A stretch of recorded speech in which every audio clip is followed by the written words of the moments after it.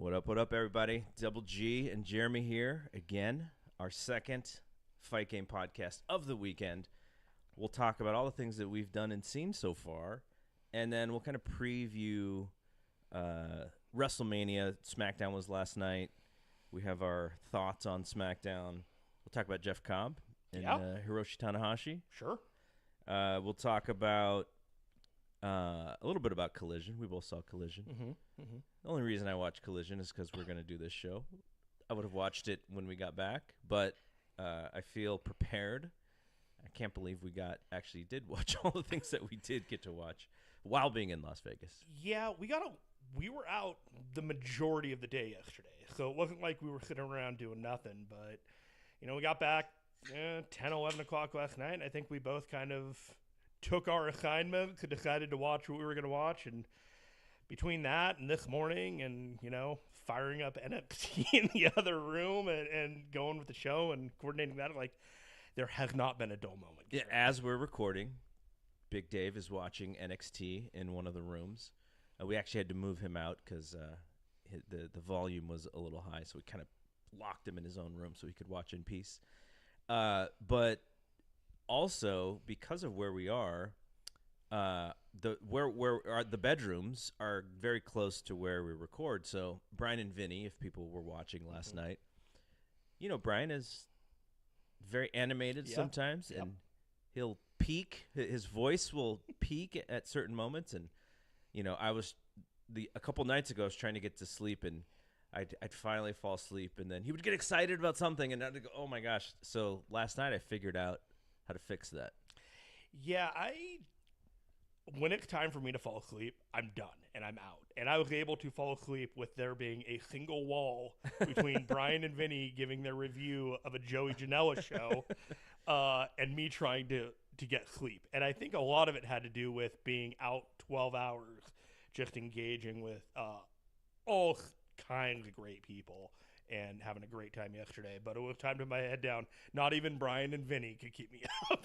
Yeah, I should give a shout out to longtime F4W convention folks, Rodney and Jason Robar. These guys have been coming to this event for years, and as long as I have been. And David Rubio, who's been coming for many years now, and then Miguel, his brother, who's been with us and has been like a godsend for us. Just to, he's got a car and he's driving us places, and like I told him, I was like, I want to adopt you as my little brother. Many people with many more miles than me in this in the F4W world. So let's talk about SmackDown. I think sure. We'll get through SmackDown and we'll talk about some of the other stuff we alluded to. So the Cena and Cody segment was the last segment on the show. I was intrigued because John hasn't been on TV for a couple weeks, and I was like, okay, he's saving his best stuff for this go-home SmackDown. Main event segment, I was talking to Big Dave, and I was like, oh, he kind of looks like a little leaner, and I was wondering if it's because, he's been doing his wrestling cardio training to peak for tomorrow, tomorrow. He did not give us whatever his best stuff, or maybe that was his best stuff. It might have been his best stuff. And I made a joke on Twitter. Have you ever seen the Netflix movie with Eddie Murphy and Jonah Hill, You People? I have not. Okay. It's okay. It's pretty decent. It was a big hit for Netflix, but I said that, Cena must have tried for the Jonah Hill role and not gotten it, and he's taking it out on us with all the You People stuff that he's doing. But I thought Cody was awesome. Yeah, I agree with you on that. I think Cody has presented himself as an angry defending champion who doesn't look like he's going to be on the winning end of things when all is said and done. And the way that this promo battle went kind of gave you that impression. When I listened to Cena's promo, it felt like everything that he had in the chamber for the build to Mania was in this promo. And everything that they had done up to this point was almost a flying by the seat of their pants because they knew what points they wanted to hit on the go home. And I almost don't even remember anything from what they were saying back and forth because it was WWE conflict talk that's meant to ignite because it's a little inside, but it's not really. It's the pullback of the layers of their history. It's the Mania angle building, and there's nothing that WWE could do that was going to match the Cody story being concluded last year. I had an idea though, Right? Because the Cena turns heel. There's a reason. Mm-hmm. The guts of the heel turn is what I've had a problem with. Right. All of a sudden, the fans don't matter to John Cena, and they booed him, for a year. Whatever. Now he can't wrestle is like the thing that sets him off. Like, I think this is the stuff that Triple H hates right now, where we talk about what we think is actually a better idea, and he's going to be proven correct because this is going to be a giant success. Right. Creatively, though, I think there was so much meat on the bone because as I was thinking about what could be a real, like, if John Cena really was upset, like, as the character of John Cena, the fact that he carried the ball through this era of Vince McMahon booking, which was not always good. No. And the fans kind of did the 50-50 with him. And then Cody comes in here to save the day, and the fans, he's beloved, right? The idea that I did all of this to set you up for success, and you never once called me, you never once thanked me, you never once said, "Hey, I get what you have and been I was teaching even me. there for you last year, And I was there to help you get there. No, thank you." Right. If that was the story, I think it would be so much more powerful than the You People story. I agree. They did what they did, which is, again, Triple H is going to be proven right. This is a giant success. I think the match may not be great, but I think the smoke and mirrors of whatever finish they have, whatever the big thing that they have at the end, I think it's going to be very memorable. And look, they said this. They go out and to create moments. They never say we go out to have the best matches that you've ever seen. We go out to create moments, and I think this will be a moment for sure. Yeah, absolutely. The outcome has always been you're going to have a certain vision that we all kind of know is coming, and that 3-second clip is going to be played in perpetuity over the next 3 to 4 months until they decide that they're going to wrap this up.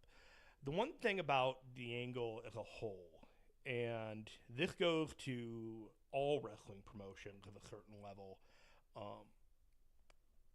passively allowing the audience to fill in the blanks on a story rather than telling you outright what the motives and the determinations are is pretty lazy. And wrestling promotions can get by on it until it becomes a case where the audience starts dictating what the story is and how they're supposed to go. And Triple H, Paul, however you want to refer to him. I can never. I always forget that he's not Triple H. I just call him Triple H. Right. But like the entirety of wrestling, everybody has a different way of referring to him. Even his name is Paul Levesque. Yeah. He's the COO or whatever. Last night, though, at the Hall of Fame, sounds like he was Triple H. That's what I'm saying. Like the image presentation of Paul Triple H Levesque, Hunter Hearst Helmsley. That's the one he doesn't go by anymore. Terra Ryzing. He should have came out as Terra Ryzing. The whole thing is just, it's going to be a success. There was an expectation on my part, even from Elimination Chamber. I was disappointed of the angle from there, but everyone else was excited. So I was like, let's see it play out. Right. And at this point, it's like, it's a B. It should have been an A+. And it's that's my thing, is I wanted this to be kind of an all-timer. Yes. And it's not an all-timer. And it's fine. And it's going to close at the show. We'll probably get The Rock, and we'll go from there.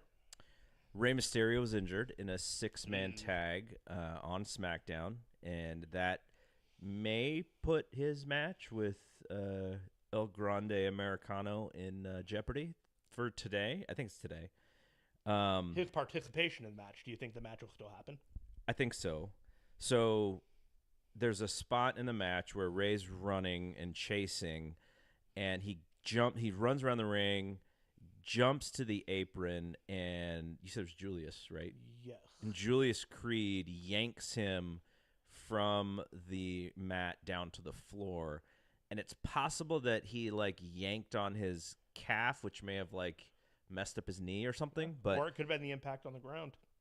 But he did get hurt. Now, our own Bryan Alvarez tweeted, I guess Bryan through his subscriber tweets, but F4W aggregated the subscriber tweets, so I feel like I can give this away. You're also part of the F4W empire, so you could just be giving a hot scoop out to the rest of the world. I'll just repeat what Bryan wrote. Sure. I am told, still no word on Rey Mysterio, but Dragon Lee is the likely replacement if he can't wrestle.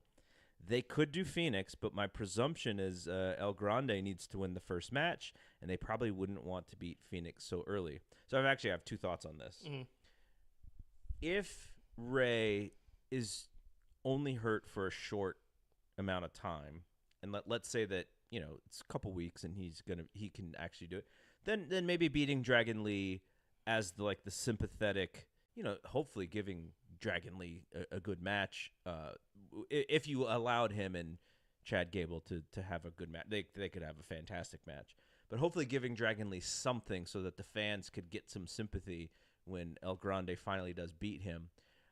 Then you could move on to Rey and whatever the next pay-per-view is and do the thing that you were going to do here.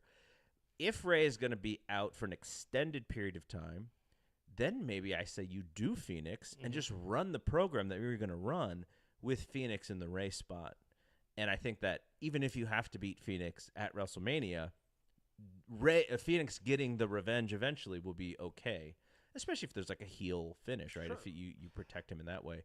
Removing a mask, something like that. Like it's designed for this kind of thing. Plus, the Creeds are the heaters. Like they could interfere and they'll be fine. My hope is that Rey's not really hurt and he can do the match because like having Rey Mysterio at WrestleMania just makes WrestleMania better. And I think it'll be good for Chad Gable too because with Rey in the program, it kind of elevates the program. Right. With Dragon Lee in the program, it devalues the program. And with Phoenix, if you're going to put Phoenix in the Rey spot, whatever they want to do, Phoenix is still very new to the company. He's very new to their style. He's a great wrestler, so I think he'll be fine. But just having Rey in it makes it important. So we'll see what happens today, but that's the word from Bryan Alvarez. Rey, it would be great if Rey were able to see this program through because the exposure for Chad Gable at a higher level is really what this program is designed for. And if you were to put Phoenix into the program instead, pivot is some people don't like to use as a word. Pivot. The irony of that one. I love that word. I think it's a great word. Because it shows that you learn from your mistakes. You're versatile, and you understand that sometimes you have to change from your course, and it's okay. Yeah.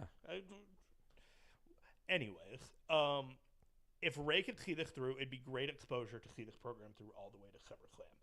There is an argument to be made that if Phoenix were in this program dead, the work rate of the entire program is probably going to be better, and you can get a lot more out of it. But I'm not sure if the program will benefit both guys, one guy or the other, and the intentionality of what the original plan would be versus what you would get out of it. By the way, we were talking yesterday after Dave and Bryan's Q&A about when Triple H forced a pivot.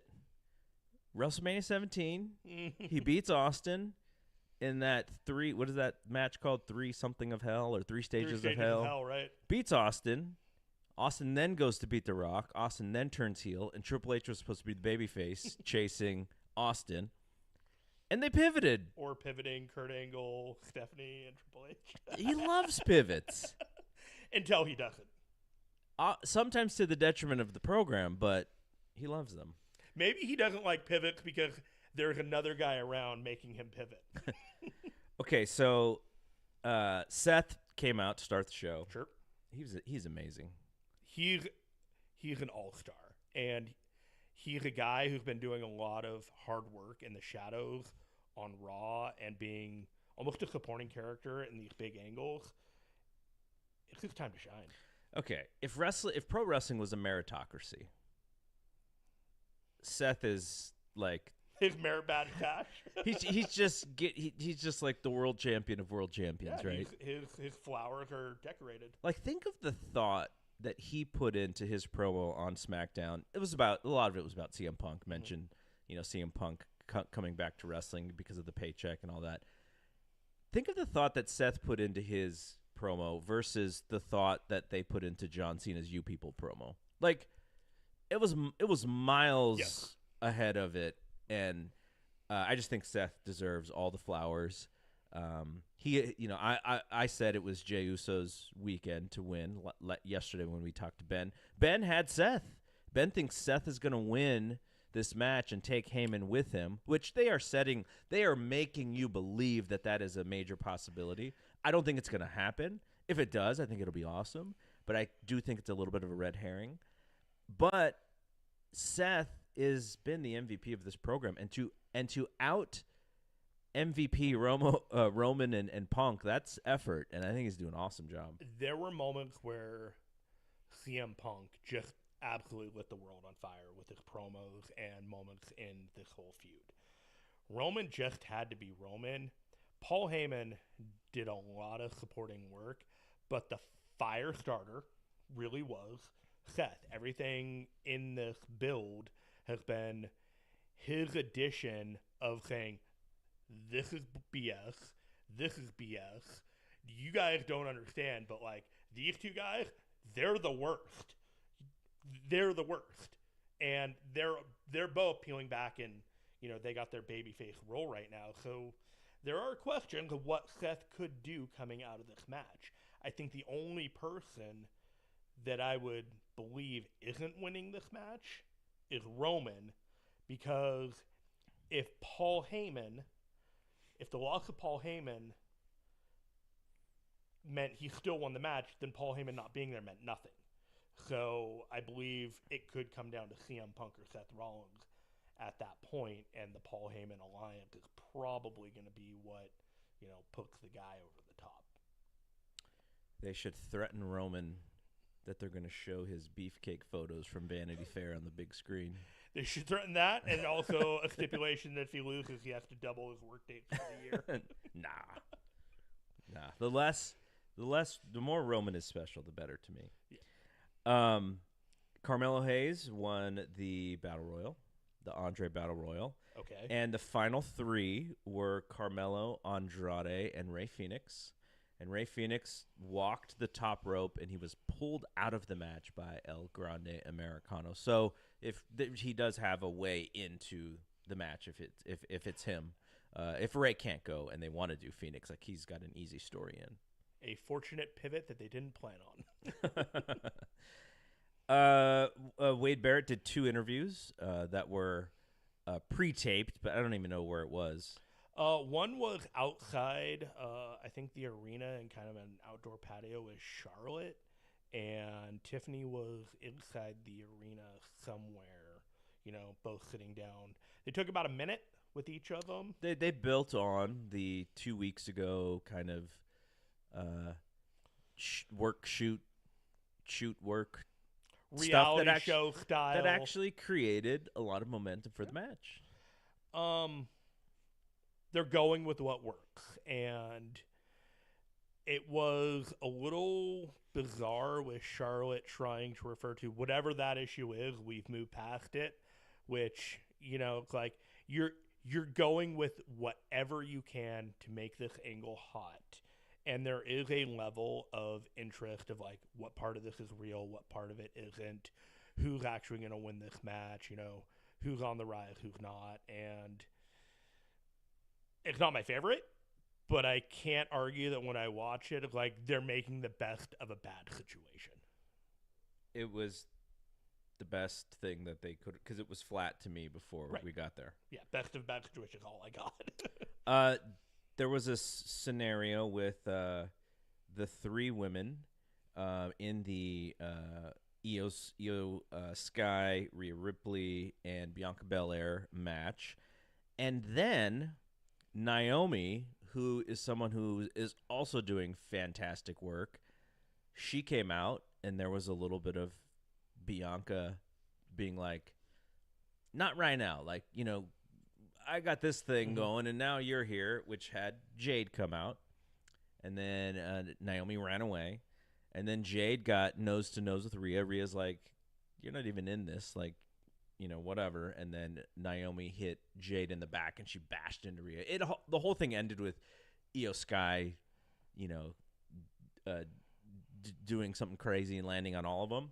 And so she, again, Io Sky, you forget she's there, and then has her hand raised at the end. I like it when they can kind of intermingle things like that, because Bianca is not only involved in the title match, she's also involved in this Naomi and Jade Cargill frenemies triangle. And so I like stuff like that, and I do wonder, because what it does is it makes you wonder, oh yeah, like Bianca's got this other thing, so could something happen to Bianca? And I think that was the idea. There was somebody online, I don't remember who it was, that was very eagle-eyed, and I believe that this was the Survivor Series War Games team. And there was a finish, I believe, on Raw or SmackDown, with all 5 of those women in unison leaning over the ring ropes, just showing dominance and unity. And like, it was Rhea, and it was Io, and it was Naomi and Jade, Bianca, and they were all there. And then you had it side by side with all 5 of them in the ring, almost at each other's throats. And you just kind of saw, like, this has all been building, and this is exactly the direction that they've been going with. And they're not going to have these 2 matches and then stop doing what they're doing. Every single person in this 5-women scenario have plans after this. And I'm really, really interested after this promo as to what they're going to do and what direction they're going to go with all of them. Because Bianca feels like after this promo, she may not be the world champion, because there's still meat on the bone with Jade and Naomi. Mm-hmm. And the way that Io Sky has been kind of portrayed through this whole thing is like, everyone has underestimated me. When this match is over, you will no longer underestimate me. Yeah. And then the Rhea aspect is like, I'm Rhea Bloody Ripley. So the next 6 months of the women's division, presumably on Raw and SmackDown on both, all of these women are going to come back around and meet each other in the ring in some way, shape, or form. And I am intensely more interested in all the matches you can get out of it than I was before the last 2 or 3 weeks of build. How much of, moving on to NXT, how much of Ricky Saints and Ethan Page did you see? I saw the whole thing. How was it? Felt like a Collision main event. That's good. Yeah, it was fine. It's not going to set your world on fire. Ricky won. He did, with the Rochambeau. As our Fight Game our Fight Game Network guy Jeff Hawkins would say, perfectly cromulent. And spoiler alert. Okay. Your new NXT Tag Team Champions, Hank and Tank. Good for them. Yeah, I didn't see. I don't know how they won, so I don't know if it was a good match or not. But they are the new tag team champions. I knew I was going to have to talk a little bit of NXT, and I don't typically watch a whole lot of NXT, but I crash coursed the last 3 episodes, and I think it was the go home for this week where Hank and Tank basically ran a gauntlet match and beat every single team, did the start to finish, basically what the Bayley and Lyra Valkyria match was, but they ran it back on NXT, and they went through everybody. And I watched them, and they looked good. They looked like way different than I had seen both guys briefly a year ago. Yeah. And I was like, this looked like a great match against Fraxium, and I'm glad to hear that, they've been given the ball, because Fraxium, there's it seems like a direction where those two could go at it with each other at some point. Fraxium, they should be on the main roster. Yes. The problem with the tag team scene on the main roster is it is so in the middle, and it is like 3 or 4 tag teams just facing each other over and over and over and over again. And I guess there's a TLC match that they set up next week for SmackDown. Yes. Because the match this week got interrupted, and so to set up next. And if Fraxium joined the thing to make it a 4-way, TLC match, I think that'd be awesome. But the problem is they make those NXT belts so much more interesting because you're going to get a really, really good match with them in it. And on the main roster, that's kind of a little bit lesser importance. Right. And there'll be, the 3-hour SmackDown. Oh, the top of the hour at 9 o'clock match is your tag team. And then that's kind of all it is. I see them on Netflix, just doing that high-flying middle of the show act, going against the New Day kind of thing. That'd be good. There's a lot of young teams over on the SmackDown side. They're still trying to get Pretty Deadly over. Motor City Machine Guns are over, but they've really only been on the roster. For you could take the Motor City Machine Guns, yes, and you can take Gargano and Ciampa, and they can just you could put them in masks, and people would not really know the difference. And that's not a negative to them. It's just kind of how WWE is positioning them right now. Right now, like, the Street Profits are their, I guess, superstar tag team, but they're not even at that level of, like, being a decorated tag team. Like, they haven't have the cachet yet, I guess, because it's always been start and stop with them, because there's always been something else, some kind of other plan, either the Usos or whatever. This is kind of their time, and they need to have a tag team on both sides, on Raw and SmackDown, that is just, you build them up, and all of these teams can't take them down, and you finally have it. But they're just they're programming content. It's not, it's the Intercontinental, it's the women's titles, it's the tag titles. You're never quite going to get that level of investment of the world title or the singles titles that they want to, when they're trying to get, like, Braun Breaker over or whatnot.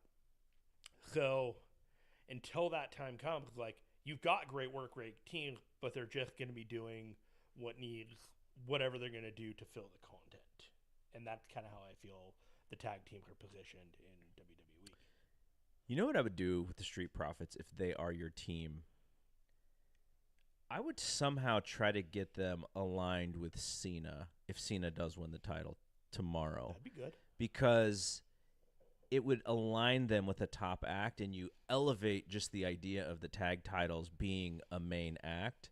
And they don't have to necessarily wrestle in six man or anything, but I would align them with somebody who is on top so that it sort of forces you to remember that the tag team titles are kind of a big thing. And because they're just in mid-card segments over and over and over and over and over. I wonder if you have the Profits retain, but you put together a monster tag team that takes the titles from them and kind of a surprise, and then the Street Profits have a multi-month program where it's just building them up, wings, getting to them to a big SummerSlam program where you're just they were kind of robbed of these titles.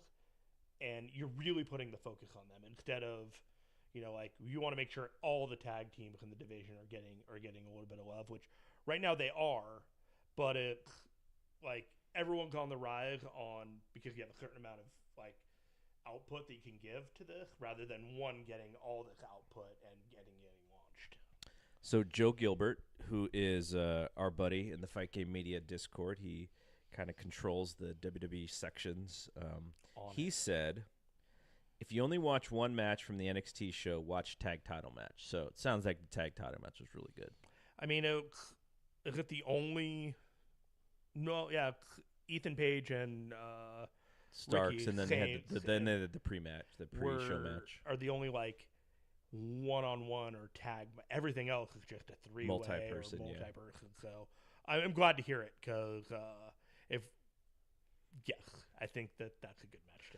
The only thing I heard from the Hall of Fame is that Triple H did a long speech, and he mentioned Vince, which he should, as long as they're not worried about that V word. And that Booker T fell asleep on camera. Number of people. They had a photo album of a number of people whose eyes were closed, taking being very meditative over what Triple H was reflecting over and how it affected their own lives. There was Gargano and his wife, Candice Michelle, had like some photos of Triple H and maybe their kid that they made shoes out of or something. Candice had the image, I guess embossed on her shoe, and then Johnny Gargano had basically his pocket square was the photo. I mean, it's nice. If we're being honest, those two have a lot that they owe Triple H, in probably their mind, and they would not be the first person or individuals in any pro wrestling company to feel like they owe somebody for everything that they have. That's some employee of the month stuff right there. We're a WWE family in the Gargano household. What would the D-Generation X version of Triple H think about if someone did that? Should probably call them a bunch of dorks or something. Yeah. I don't think Gargano and Michelle or Candice Michelle are dorks, by the way. No, it's just, they are very, very supportive of the guy on the night he's getting flowers. I mean, if they're doing this on a random like red carpet for Netflix, when that thing and they're doing Triple H like tribute, like that's weird. At the Hall of Fame, like where he's the kind of like, yeah, you're gonna go all out saying like this is our guy, like we love him, we're happy for him. All right, let's move on a little bit. We'll come back to WrestleMania because I have some like last rapid fire shot kind of questions for the both of us. Collision was on Thursday, so it was a interesting experiment because they obviously didn't want to run Collision today. They ran the same building as they did Dynamite, which we talked about was fantastic. Dynamite. Wait, did we get to? Oh, I talked to Dave on Thursday about it. Collision was not Dynamite, but it was still a pretty good show. I liked it. I mean, it was a good follow-up. It wasn't like a 1A, 1B scenario, but if you want to strike while the iron is hot and have a good show that makes you excited for Dynamite, even though like WWE is putting on like unloading their arsenal this weekend to try and get you to forget about any other pro wrestling. Like, I think you did the best job that you could with your show. I still wish that there was more of a main event feel, like a show feel to that show, but every show can't be an A show. Like, you just run out of stuff. You got so many things that you're trying to build for the next pay-per-view, for all that. I was surprised to see how much praise it got, considering what was the best match on the show? Nick Wayne versus Commander? I guess that was it. But you got to see Nick Wayne win a title. I was really surprised. Yeah, it was cool. It was. But if you'd have asked me before the show even started who was the ROH TV champion, I probably wouldn't have. I would have eventually gotten there. It would have been like, I'll give you 5 guesses. Yeah, you might have gotten it on 4 or 5. I would have figured it out, but it's because it's not like that belt's on AEW TV. It was just for that moment. You have been trained to think that the only title in Ring of Honor that mattered was the one that Chris Jericho had. So that's fine. Nick Wayne is going to be in the Best of the Super Juniors in Japan in the middle of May, and they referenced that with the promo with Christian and in the show.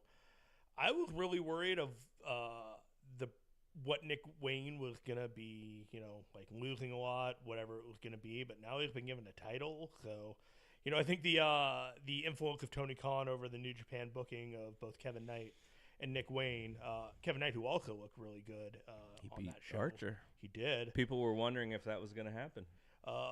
It did, and I think it speaks very well of the. Can I tell you though, Kevin Knight and Speedball as this like goofy buddy team. You don't want to remind of a Top Flight.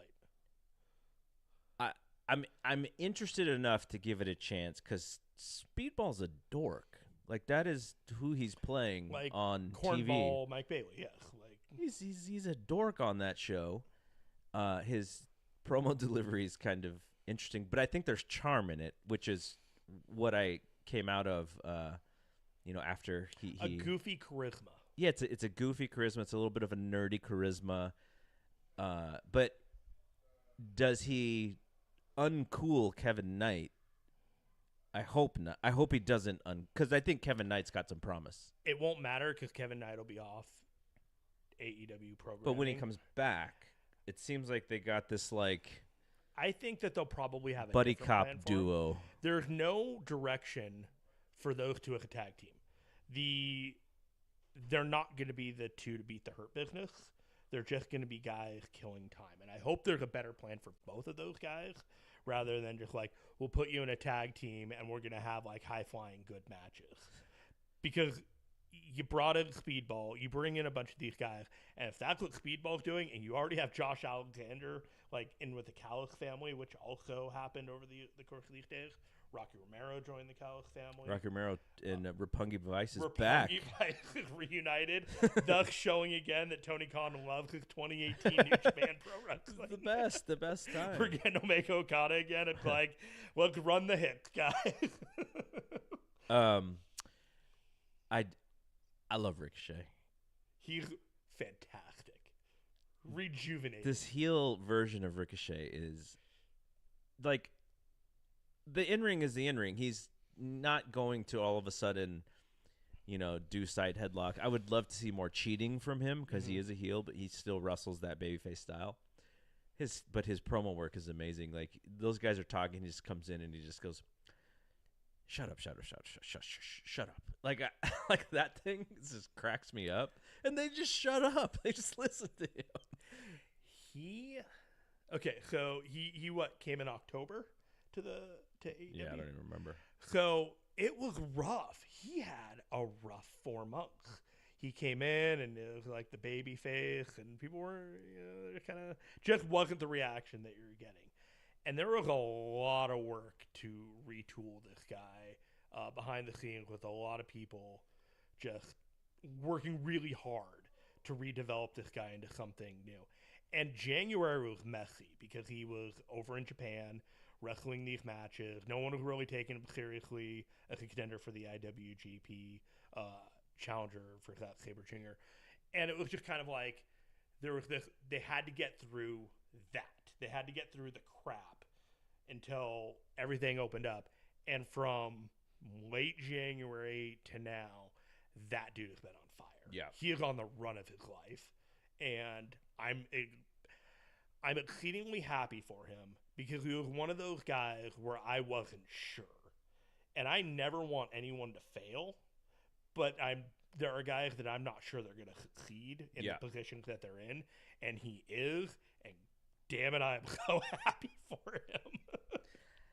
So I guess I was trying to think of the Mini Monet as an act is fantastic. I love the back and forth with Mercedes and Harley. I think Harley, when she does that stuff, is an absolute like A+ star. But then she got in the ring and they treated her like the jabroni of the match, which I didn't like. And I understand why. Like she's the least savvy wrestler of the four. But I thought she should have gotten a little bit more in that match.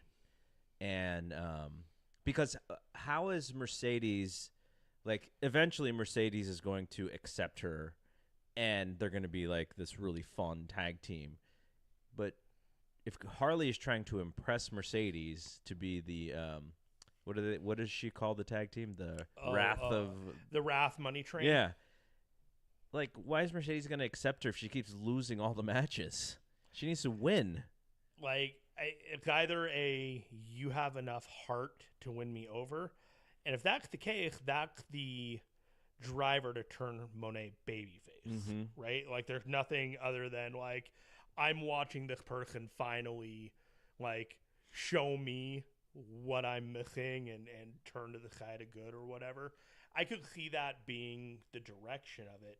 The problem with what they're doing with Harley is that she is very clearly a wrestler that they need to invest and protect in, but they're using her for jobs and to lose these matches in which, by attrition, death of 1,000 cuts, this audience is going to stop seeing her as special, even though she's not there yet in the ring.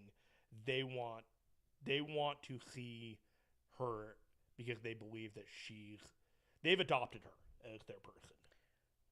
I understand that they believe, well, she'll just get over again doing her promos, which she will, but she still needs to win some matches. Right. All right, so let's talk about Jeff Cobb. He wrestled on Friday night. Yes. Friday night our time. 7:30 show. Early show. 11:30 in Japan, AM. And he had a match with Hiroshi Tanahashi, which you got to watch this morning. Mm-hmm. And Hiroshi Tanahashi won. Beat him with a roll-up. Out of the... Tour of the Islands. We've gone to... we're in Vegas right now, and we're at the WrestleCon kind of hub for some of these shows. And I ended up being able to go to half of a DDT show yesterday. And there's a certain level of effort that these matches are having. You know, like they're exhibition matches. Yep. They're not what they were 8 to 10 years ago, where the best of the best indie wrestlers in the world are coming in here to show, like, we're this good, and yeah, WrestleMania is here, but we're the real stars. Right. And one day we're going to be... That's not what we're getting here, even though, you know, like, Takeshita was here. Sure. And he had a match with Mao. I really wanted to catch it. Didn't happen. And we got to see Michael Oku, who's wrestling like in 3 different time zones in like 3 days. Boston on Wednesday, showed up in Las Vegas on Thursday. I think wrestled 4 matches in Vegas on Thursday. Had a match on Friday, and then got on a plane to wrestle in the UK for Rev Pro against Leon Slater on Sunday. Yep. What the hell? Yep. Amazing. I'm going to be tired from being in Vegas for 4 days. Monday and Tuesday, I'm in trouble. Like, to be young and athletic. Yep.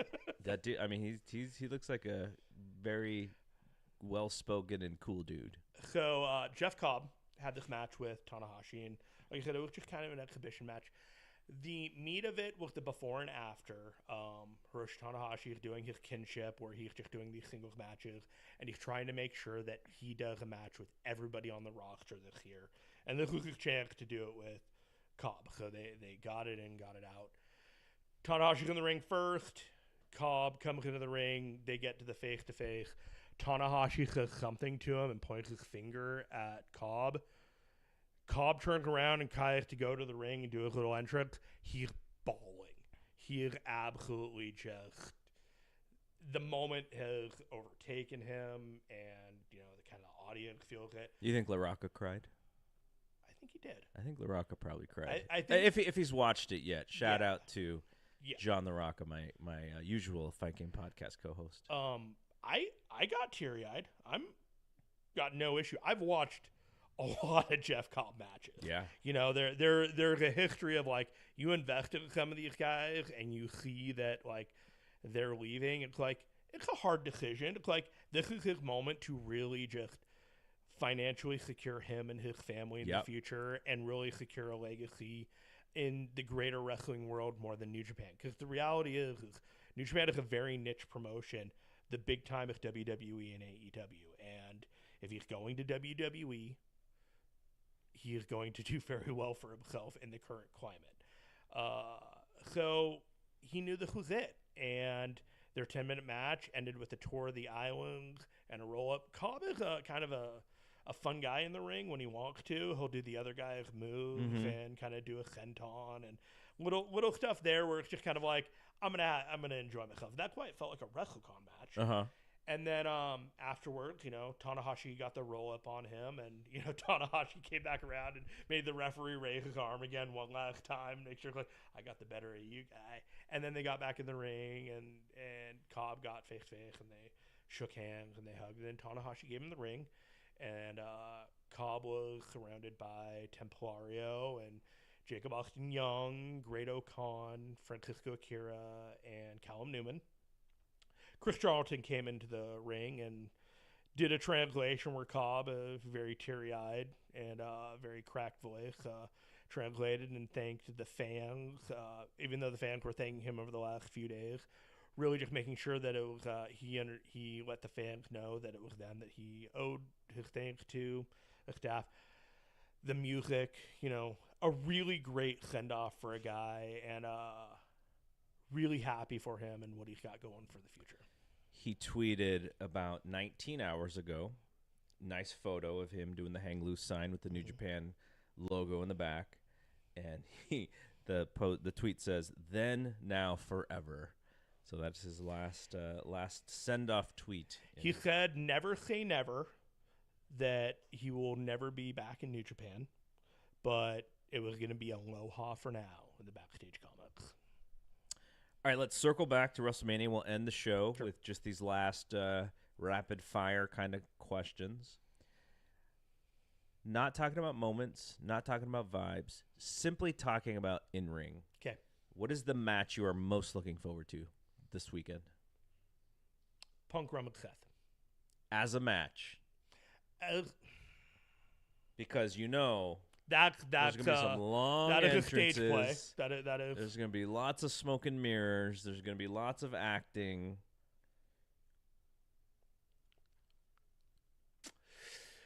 Braun, Dominic, Finn, and Penta. Interesting, the four-way. I think that could be a lot of fun. So the reason why I thought of this, we were talking to the aforementioned Rodney, and he was asking us like what we were looking forward to. And my two answers were the women's title matches. Like, yes. I am so interested to see how Tiffany and Charlotte, how they get through whatever they're getting through. They're probably going to tease some dissension, right? They're going to tease like, oh, they're not on the same page, as a little meta spot in the match. And also the three-way that I think is going to open night two with Io and Bianca and Rhea. That is going to be... I feel like that match is a lot more setup, though. Like, setup for what's to come. And it's going to be, hopefully, a great work rate match. Because I remember Becky and Rhea opened a show a couple years ago. Maybe it was last year. And they had a fantastic match. It looked like it was pretty cold, too. Yeah. I think I hurt my buddy, the Pro Wrestling Joker's feelings a little bit because after the Q&A, I got to talk to some really nice people, and we were talking about how Cody and Cena, I was like, not looking forward to that match. I don't think it's going to be good. It's going to be smoke and mirrors, and the moment is going to be great. I think the moment is going to be fantastic, but the actual in-ring and kind of getting there, hopefully it's good, but the way I visualize it, it's like, it'll be average. I almost think that we're gonna get the Cody Cena sitting on the ring, the ramp. They both had that moment. Cena had it against The Rock. Cody had it against Reigns. Maybe one of them has it again. You think they do the Hogan and Rock kind of stare and look in the crowd? And yes, they should. I think they're gonna try to really make this like a once in a lifetime thing, even though I'm not really sure once in a lifetime. Yeah. So yeah, I mean, I think the way that they, there's been some negativity that we've seen Triple H respond to. The way to just be awesome is to have good wrestling matches on this show. Right? Just have a great show, and all is forgotten about the build and all that stuff. And it's not like Triple H didn't make his reputation on having banger shows with those NXT takeovers. And the last two WrestleManias were really good shows. Like, I don't remember the last time a night one of a two-night Mania wasn't good. Yeah. So I'm inherently more positive that night one is going to be better than night two as a whole. But when I look at those lineups, I actually think the night two is a better card. Okay, Triple H, this is what he doesn't like about us as fans, but what is the thing in your mind that you've been visualizing that needs to happen this weekend? And if it doesn't happen, you're going to be disappointed.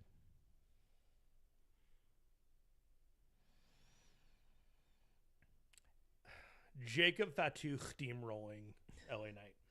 Yeah, we both are thinking that would be a fantastic thing. But then LA Knight's like such a good soldier for them.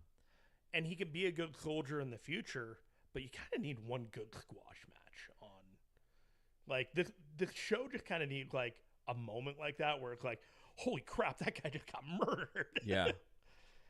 I think it's Rock. If he doesn't show up. He has to show up. He has to show up, right? Absolutely. Like, they've never brought it up ever since Elimination Chamber.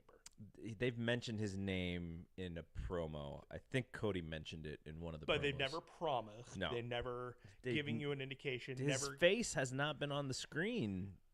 I believe that if The Rock never should have been involved at any point of this build if he is not going to be there on Sunday night. There's absolutely no reason for his involvement. He should have shown up at that Raw at Netflix, done whatever he was going to do, and then kept his participation with the Cody I Want Your Soul crap. It was crap. And just stow that, because you've introduced this element that you passively said, like, we're going to deliver on this. And if you don't deliver it on the biggest moment, or at least have some type of implication that it mattered in any way, shape, or form, you've lost the plot. What do you think is going to be the sleeper match of the two nights?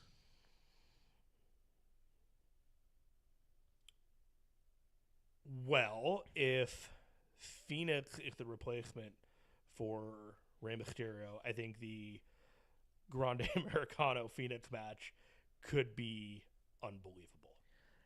I agree with you. I think that would be my pick, but my second pick would be Drew McIntyre and Damian Priest, because they are so being overshadowed on this event. And it sort of reminds me of WrestleMania, was it 24? Whenever Batista and The Undertaker had their match, and Batista had sort of felt like they were being a little overshadowed, and he kind of went to the back and was like, follow that. At least that's the story. There's no stipulations to this match. I think these guys are just going to go out there and have a mean guy match. Two athletic beasts beating each other up. Good. So that one is kind of under the radar, but I think it's going to be awesome. That there's no stipulations. That it's just like, we're going out there and we're going to have a match. We don't need anything other than our 2 fists. All right, let's end with the last question here. Okay. Does Donald Trump show up at the show today? Yes. I think we both think that he's showing up. I mean, I've been reading the tea leaves at them mentioning him a lot of late, as this may be why. Because when I started to see them talk about him more, kind of just bringing him up, it made me think like, oh, he's probably going to show up. The people's eyebrows Saturday. Yeah. And then we started to see some stuff that would lead us to believe some support from top level WWE people in various ways, just kind of de-thawing that ice. And we kind of wondered how would they show him? How's that audience going to react to him? We'll see. I mean, we see how the UFC audience reacts to him. He's the biggest star on the show. We're about to find out if that audience is a Venn diagram. Nick Khan said there's only a 13% crossover. We're going to find out the Venn diagram very quickly tonight. The presentation will be interesting, because do you bring him out with their biggest babyface and risk the babyface possibly getting some booze? Or do you just go, you present him with Triple H maybe, and you do it that way. Have him escort Logan Paul out from the stage. But then he's going to get major booze if it's Logan Paul. Donald Trump doesn't want to get booed, because you know why. Then he's going to be on John Oliver, a clip of it. I don't know what they're going to do, because I think it's just a bad idea. I think it's happening. I would guess that it would happen. I think it's happening too. They could do it very subtly, like they did at the Super Bowl, which they just show him, and then he's there sitting down, and that's all, in the boxes. All presidents, are shown like that in the UFC. Just does it in a different way, an insane way. But okay, that's it. We promised producer Jared that we wouldn't go more than an hour, so we're right at the sweet spot. Want to thank everyone who checked in to watch us live these last 2 shows. Everyone who's listened on the website. And thanks to Jeremy, too, for doing this, being my co-host for these 2 shows. I want to thank you for inviting me along to this. This was a fantastic opportunity to spend time with the F4W crew and just kind of participate and meet people and all that stuff. I am headed to Texas de Brazil. You are kind of bumming around for a little while, but we will reconvene at the watch party.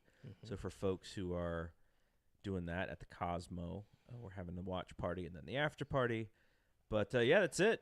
So from here, for Jeremy, I'm Double G. Thanks to everybody for watching and listening.